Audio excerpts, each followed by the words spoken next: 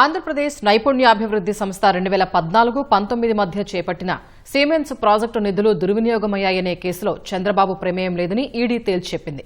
ఈ కేసులో నేరాదాయానికి సంబంధించిన ఏ ప్రక్రియలోనూ కార్యకలాపాల్లోనూ ఆయన పాత్ర లేదని కుండబద్దలు కొట్టింది. మనీ లాండరింగ్ నిరోధక చట్టం కింద చేపట్టిన దర్యాప్తులో చంద్రబాబు పాత్ర ఉన్నట్లు ఎలాంటి ఆధారాలు లభించలేదని నిర్ధారించింది. అందుకే ఈ కేసులో నిందితుడిగా చేర్చలేదని స్పష్టం చేసింది.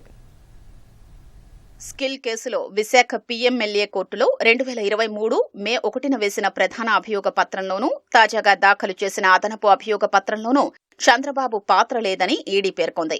సిమెన్స్ ప్రాజెక్టు నిధుల దుర్వినియోగం ఆరోపణలపై 2021 డిసెంబర్లో నమోదు చేసిన కేసులో చంద్రబాబును ప్రధాన నిందితుడిగా చేర్చి విజయవాడ ఏసీబీ కోర్టులో ఛార్జిషీట్ దాఖలు చేశామని ఏపీ సీఐడీ 2024 ఏప్రిల్లో తమకు లేఖ రాసిందని ఈడీ తెలిపింది. అయితే మనీ లాండరింగ్ నిరోధక చట్టం కింద తాము నమోదు చేసిన కేసులో చంద్రబాబు పాత్ర ఎక్కడా తేరలేదని తాజా అనుబంధ అభియోగ పత్రంలో వివరించింది.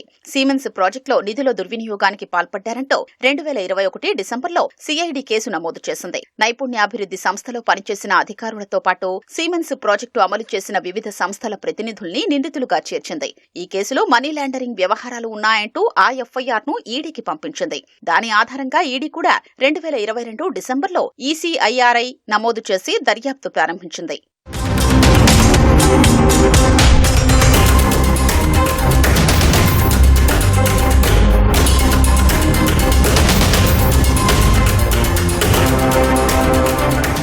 నాటి సీఎం జగన్ కక్ష సాధింపులో భాగంగా చంద్రబాబుపై ఏపీ సీఐడీ స్కిల్ కేసు నమోదు చేసింది.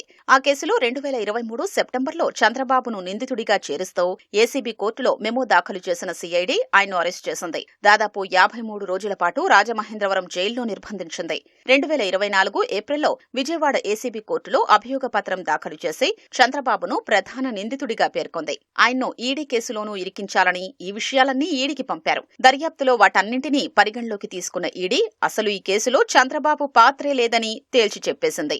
సిమెన్స్ ప్రాజెక్టు అమలుకు సంబంధించి ఏపీ ప్రభుత్వం నుంచి వివిధ సంస్థలకు నిధులు విడుదలైన తర్వాత వాటి ప్రతినిధులు డొల్ల కంపెనీల ద్వారా వాటిని దారి మళ్లించుకున్నారని ఈడీ దర్యాప్తులో తేలింది. Design tech systems private limited, దాని ఎండీ వికాస్ వినాయక్ ఖన్వేల్కర్, సిమెన్స్ మాజీ ఎండీ సుమన్ బోస్, వారి సన్నిహిత అనుచరులు ముకుల్ చంద్ర అగర్వాల్, సురేష్ గోయల్ కలిసి అంతర్గతంగా నిధులు మళ్లించుకున్నట్లు తాజాగా దాఖలు చేసిన అనుబంధ అభియోగ పత్రంలో ఈడీ స్పష్టం చేసింది. వారి ప్రమేయంపై అభియోగాలు మోపింది. డొల్ల కంపెనీలు ఉపయోగించి బహుళ అంచెల లావాదేవీలు, నకిలీ ఇన్వాయిస్లతో నేరానికి పాల్పడినట్లు గుర్తించి వారికి సంబంధించిన మొత్తం 54,74,00,000 రూపాయల ఆస్తుల్ని ఈడీ అటాచ్ చేసింది. ఈ మొత్తం దర్యాప్తులో ఆయా కంపెనీల మధ్య జరిగిన అంతర్గత లావాదేవీల్లో మనీ లాండరింగ్ ఉన్నట్లు తేలింది. ఈ వ్యవహారాలు వేటితోనూ చంద్రబాబుకు సంబంధమే లేదని ఈడీ దర్యాప్తులో తేల్చేసింది.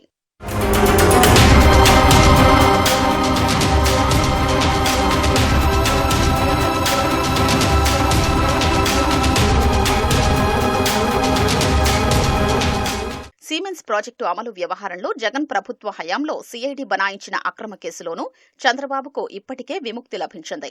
ఆయనపై వైసీపీ హయాంలో నమోదు చేసిన నేరాభియోగాలు, నేరారోపణల్ని మిస్టేక్ ఆఫ్ ఫ్యాక్ట్ గా పేర్కొంటూ ఏపీ సీఐడీ విజయవాడ ఏసీబీ కోర్టులో తుది నివేదిక దాఖలు చేయగా న్యాయస్థానం దాన్ని అంగీకరించింది. నేరారోపణల నుంచి విముక్తి కల్పిస్తూ జనవరి 12న ఉత్తర్వులు ఇచ్చింది. ఇప్పుడు తాజాగా ఈడీ దర్యాప్తులోనూ ఈ కేసులో చంద్రబాబు ప్రమేయం లేదని స్పష్టమైంది. చంద్రబాబుకు ఈడీ క్లీన్ చిట్ పై మంత్రులు, టీడీపీ నేతలు హర్షం వ్యక్తం చేశారు. వైసీపీ రాజకీయ కక్షలకు పాల్పడినా చివరకు ధర్మమే గెలిచిందన్నారు.